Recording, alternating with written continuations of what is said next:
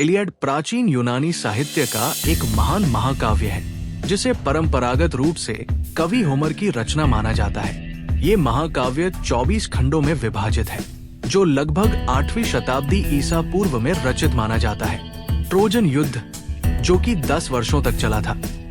कवि होमर की इलियड इस ट्रोजन युद्ध के 10वें और अंतिम वर्ष की कहानी है जो मुख्य रूप से यूनानी योद्धा अकिलीस के क्रोध और ट्रॉय के राजकुमार हेक्टर से उसके संघर्ष की कहानी है। ट्रॉय के राजकुमार पेरिस द्वारा स्पार्टा के राजा मेलाउस की पत्नी रानी हेलेन को भगा ले जाना या अपहरण किया गया। इसी बदले की भावना से स्पार्टा के राजा के भाई एगामेम्नन ने युद्ध शुरू किया था जिसे ट्रोजन युद्ध के नाम से जाना जाता है।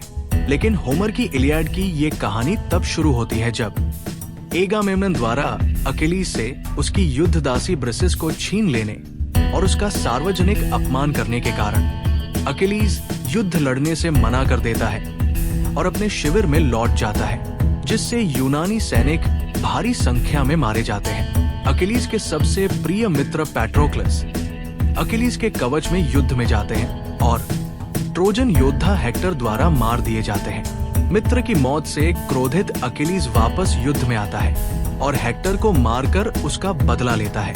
अंत में ट्रॉय के राजा प्रियम द्वारा याचना के बाद अकिलीस हेक्टर का शव वापस करता है और हेक्टर के अंतिम संस्कार के साथ ये महाकाव्य समाप्त होता है। ये गाथा केवल युद्ध नहीं बल्कि वीरता, सम्मान, अहंकार और भाग्य के विषयों को रेखांकित करती है, जिसमें देवता भी मनुष्य के भाग्य के साथ हस्तक्षेप करते हैं। ये महाकाव्य युद्ध वर्णन मानवीय भावनाओं की गहरी समझ और पश्चिमी साहित्य की आधारशिला होने के कारण प्रसिद्ध है। सब्सक्राइब करना न भूलें।